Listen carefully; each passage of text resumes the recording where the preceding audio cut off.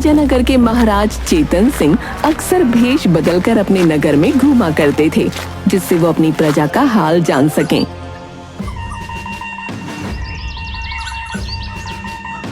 हमेशा की तरह एक दिन महाराज चेतन सिंह विजयनगर के बाजार में घूम रहे थे।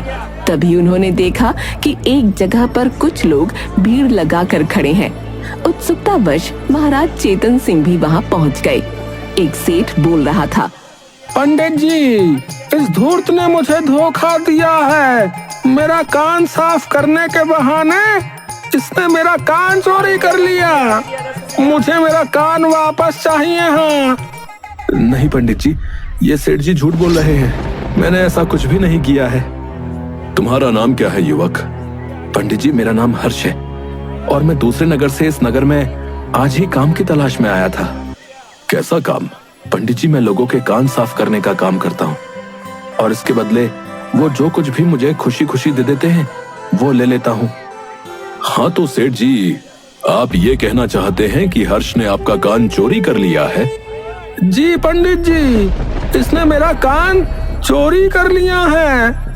क्या इसकी तलाशी करने पर आपके कान इसके पास मिले? नहीं, इसने जादू से गायब कर दिए। सभी हैरान थे कि सेठ कैसी बातें कर रहा है। भला किसी के कान भी चोरी हो सकते हैं क्या? विजयनगर में रहने वाले पंडित ज्ञान प्रसाद अपनी बुद्धि के लिए बड़े ही प्रसिद्ध थे। लोग उनकी बुद्धि और ज्ञान का लोहा मानते थे।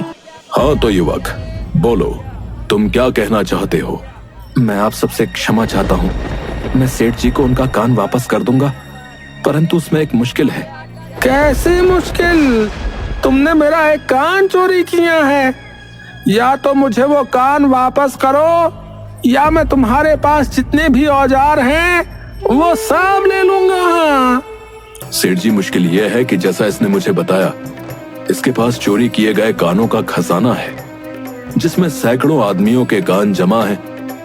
अब मुश्किल यह है कि इसे याद नहीं कि आपका कान उसमें से कौन सा है। मतलब मैं कुछ समझा नहीं भाई। हर्ष, तुम ही सेठ जी को सारी बातें सच सच बता दो। सेठ जी, मेरे पिताजी और उनके पिताजी लोगों के कान चुराकर एक जगह पर रखते आए हैं। हमारे पास सैकड़ों लोगों के कान हैं और उसमें से आपका कान पहचानना मेरे लिए बहुत मुश्किल है। इसलिए मुझे आपका दूसरा कान भी चाहिए होगा ताकि मैं उसे ले जाकर उसके जोड़े का कान उस खजाने में से ढूंढकर निकाल सकूं। अब नहीं नहीं, मैं अपना कान काट कर बिल्कुल नहीं दूंगा। हाँ। सेठ जी, आप कैसी बातें कर रहे हैं? जरा से कम पैसों के लिए आपने अपना एक कान तो चोरी करवा दिया और अब जब आपको अपना कान वापस मिल रहा है तो आप उसे लेना नहीं चाहते।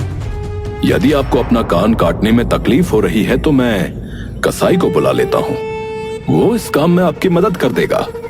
नहीं नहीं, मैं अपना कान नहीं कटवाऊंगा। तो फिर दूसरा उपाय ये है कि आप इस युवक के साथ चले जाइए और अपनी आंखों से अपनी चीज पहचान कर वापस ले लीजिएगा। नहीं पंडित जी, मैं इसके साथ नहीं जाऊंगा। ये रास्ते में मुझे नाव से उठाकर समुद्र में फेंक देगा। हाँ। तो फिर इस समस्या का हल कैसे निकलेगा? सेठ जी, मुझे मेरी गलती का एहसास हो गया है। मैं अपने पाप का प्रायश्चित करना चाहता हूँ और वो तभी होगा जब मैं आपको आपका कान वापस कर दूं। कोई नगर के कसाई को बुला लो ताकि वो सेठ जी का दूसरा कान काटकर इस युवक को दे दे और ये युवक अपने खजाने से सेठ जी का कान वापस ला सके। सेठ जी, हमारे कर्मों का फल हमें यही मिलता है। शायद ये बात आप समझ गए होंगे। आप अपने मुख से सत्य बताएंगे या मैं बताऊं? मुझे क्षमा कर दो युवक। तुम्हारे इन अनोखे और कीमती औजारों को देखकर मेरे मन में लालच आ गया था, इसलिए मैंने ये सब किया ताकि मैं तुमसे ये सब बिना कीमत दिए ले सकूं। पंडित जी, आपका बहुत बहुत धन्यवाद, क्योंकि आज आपकी ही सूझबूझ की वजह से मेरे दादा परदादा की दी हुई ये पुश्तैनी धरोहर बच सकी है। महाराज चेतन सिंह ये सब देखकर पंडित ज्ञान प्रसाद से बड़े प्रभावित हुए और मन ही मन उन्होंने पंडित जी के ज्ञान की परीक्षा लेने का निश्चय किया। चेतन सिंह ने पंडित ज्ञान प्रसाद को दरबार में बुलवाया।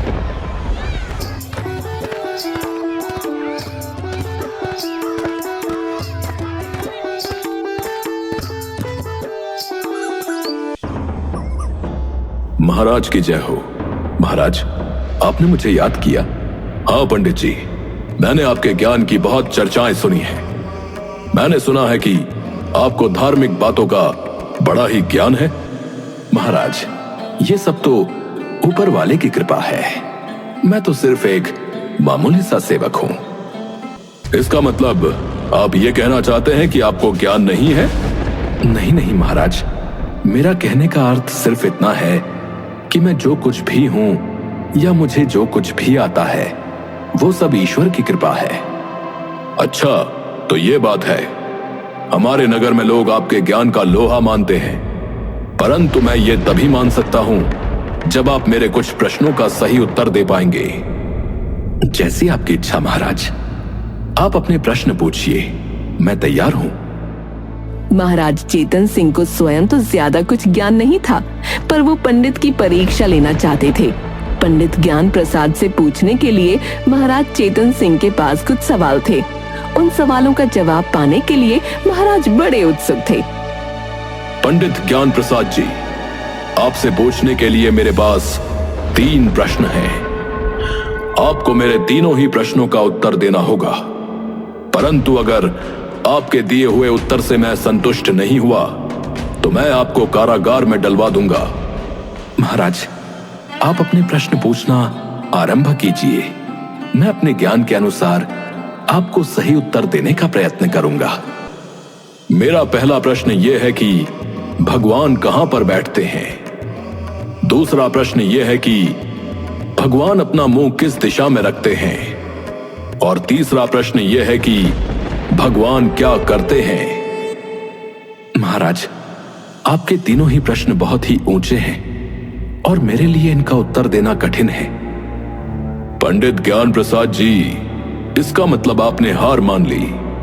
दरबार में उपस्थित अन्य लोग हैरान होकर ये सब देख और सुन रहे थे। पंडित ज्ञान प्रसाद कुछ समय खामोश रहे। उसके बाद उन्होंने कहा, महाराज, मैंने ये नहीं कहा कि मैं आपके प्रश्नों का उत्तर नहीं दूंगा, बल्कि मैंने ये कहा कि आपके प्रश्न बहुत ही ऊंचे हैं और मेरे लिए इसका उत्तर देना कठिन है। मुझे आपके प्रश्नों का उत्तर देने के लिए समय चाहिए होगा। पंडित ज्ञान प्रसाद जी, 10 दिनों का समय लीजिए, हमें कोई जल्दी नहीं है।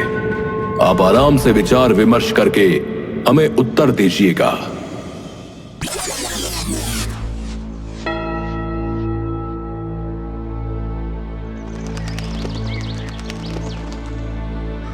नवें दिन उन्होंने अपनी पत्नी से कहा, भाग्यवान, मुझे अभी तक महाराज के प्रश्नों का उत्तर समझ नहीं आ रहा और कल महाराज द्वारा दी गई समय सीमा का आखिरी दिन है।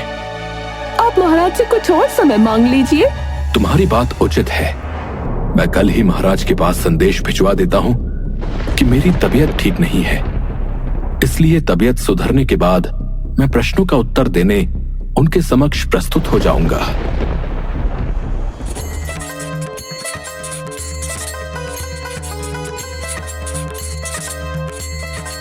पंडित ज्ञान प्रसाद ने ऐसा ही किया और महाराज तक संदेश भिजवा दिया।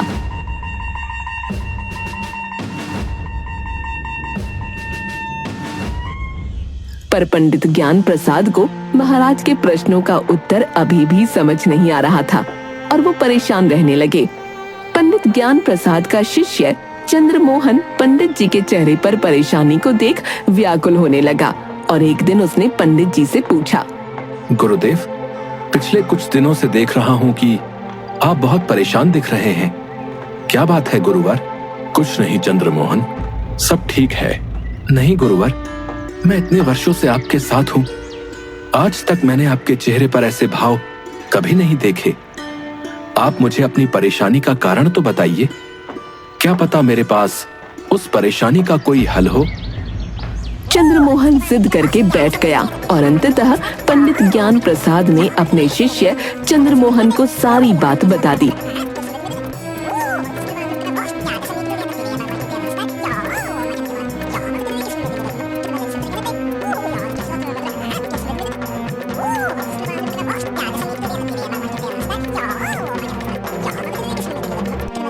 गुरुवर, आप बिल्कुल भी परेशान मत होइए। महाराज के दरबार में मैं इन प्रश्नों का उत्तर देने जाऊंगा। चंद्रमोहन, तुम? नहीं, मैं तुम्हारे प्राण दांव पर नहीं लगा सकता। अगर महाराज को प्रश्नों के दिए हुए उत्तर से संतुष्टि नहीं मिलेगी तो वो तुम्हें कारागार में डाल देंगे, और मैं नहीं चाहता कि मेरी वजह से तुम किसी मुश्किल में पड़ो। आप बिल्कुल भी परेशान ना हो, मैं महाराज के पास जाऊंगा और उनके प्रश्नों के उत्तर दे दूंगा। लेकिन दिए हुए उत्तर से महाराज संतुष्ट नहीं हुए तो वो तुम्हें कारागार में डलवा देंगे। आप बिल्कुल भी चिंता ना करें, मैं बहुत से संतों और फकीरों के पास बैठता रहता हूं। उनके उपदेशों से मैं अवश्य ही महाराज को संतुष्ट कर दूंगा। चंद्रमोहन के जिद करने पर भारी मन से पंडित ज्ञान प्रसाद ने उसे महाराज के पास जाने की आज्ञा दे दी।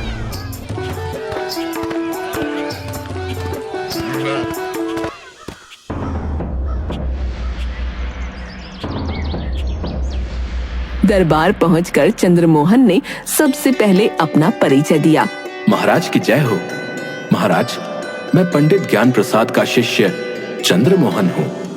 उनका स्वास्थ्य पिछले कुछ समय से ठीक नहीं है, जिसके कारण वो आपके प्रश्नों का उत्तर देने आपके समक्ष नहीं आ पा रहे हैं।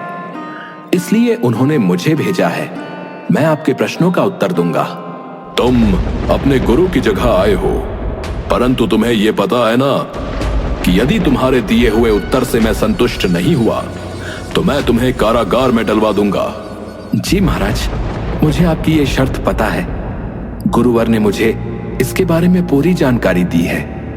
ठीक है, यदि तुम्हारी यही इच्छा है और तुम्हें अपने गुरु पर इतना विश्वास है तो मैं तुमसे प्रश्न पूछना आरंभ करता हूं। महाराज, आप अपने प्रश्न पूछते जाइए, मैं उनके उत्तर देता जाऊंगा। परंतु वार्तालाप शुरू करने से पहले मैं आपसे एक प्रार्थना करना चाहता हूं। बोलो, क्या चाहते हो? महाराज, आपको मालूम होगा कि प्रश्न पूछने वाला शिष्य होता है और उत्तर देने वाला गुरु होता है। हमारे शास्त्रों के अनुसार एक सच्चे मनुष्य की तरह धार्मिक नियमों का पालन करते हुए गुरु को हमेशा ऊंचा आसन दिया जाता है और शिष्य हमेशा गुरु से नीचे बैठता है।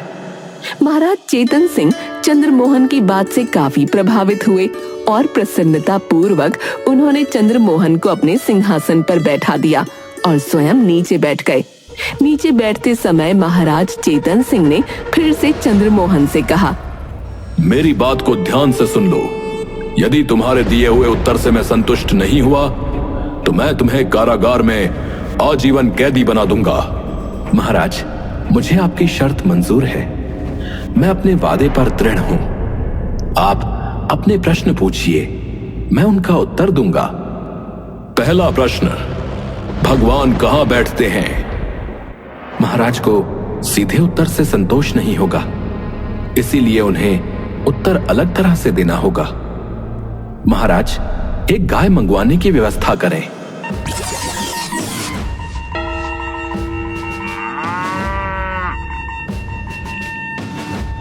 महाराज, क्या इस गाय में दूध है? अवश्य है। कहां पर है? इसके थनों में है। यह गलत उत्तर है। दूध गाय के सारे शरीर में व्याप्त होता है। थन तो केवल उस दूध को बाहर निकालने का साधन है।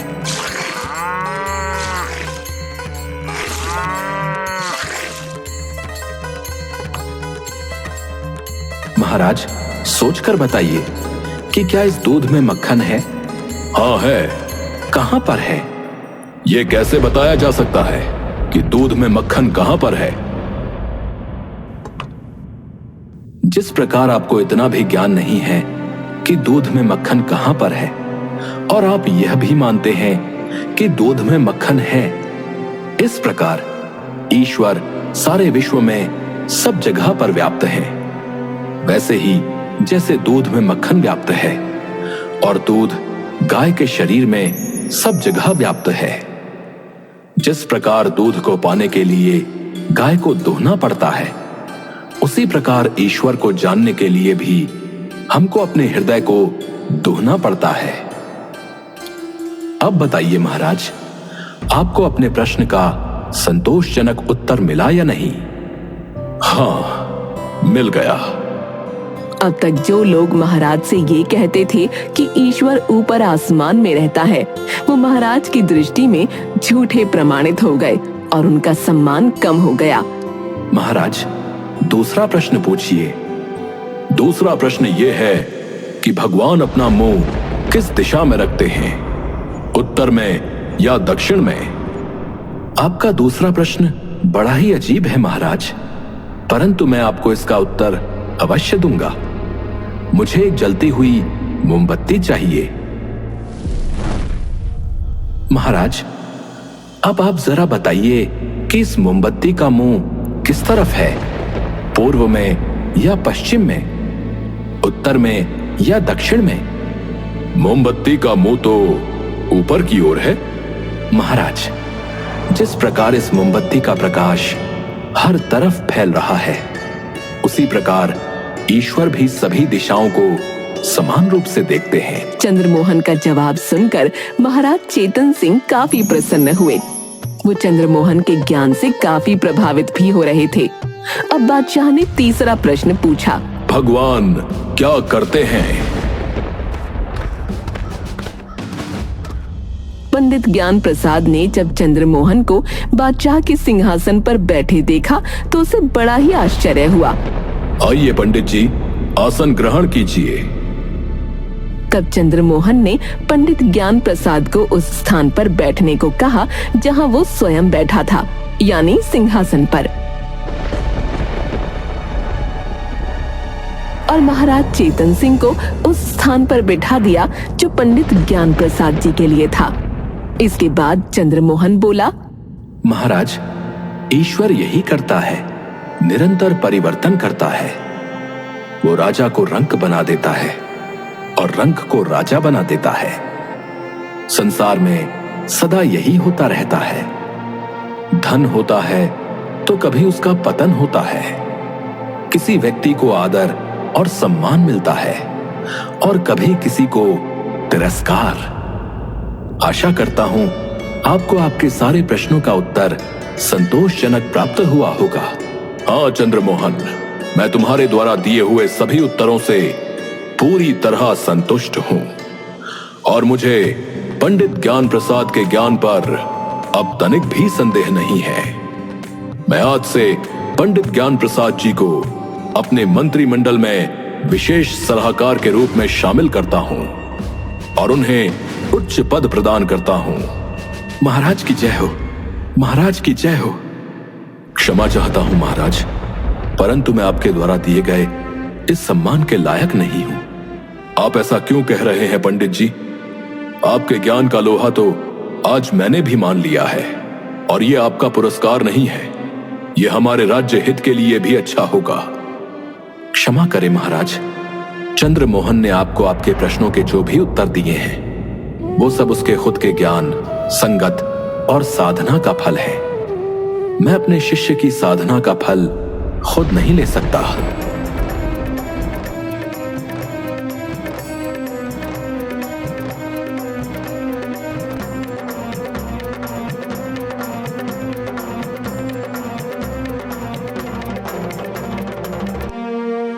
हम आपकी सत्यता और हिम्मत की दाद देते हैं, क्योंकि एक गुरु के लिए अपने शिष्य को अपने से ऊपर रखना बहुत हिम्मत की बात होती है। आज आपने ये साबित कर दिया कि आपका ज्ञान सर्वोपरि है। हम चंद्रमोहन को अपने मंत्रिमंडल में विशेष सलाहकार के रूप में सम्मिलित करते हैं और पंडित ज्ञान प्रसाद को अपने विजयनगर राज्य का राज्य गुरु घोषित करते हैं। महाराज चेतन सिंह चंद्रमोहन से इतना अधिक प्रभावित और प्रसन्न थे कि उन्होंने चंद्रमोहन को अपने मंत्रिमंडल में विशेष सलाहकार और पंडित ज्ञान प्रसाद को विजयनगर राज्य के राजगुरु के रूप में रख लिया। अब महाराज चेतन सिंह का मन शांत भी था और प्रसन्न भी।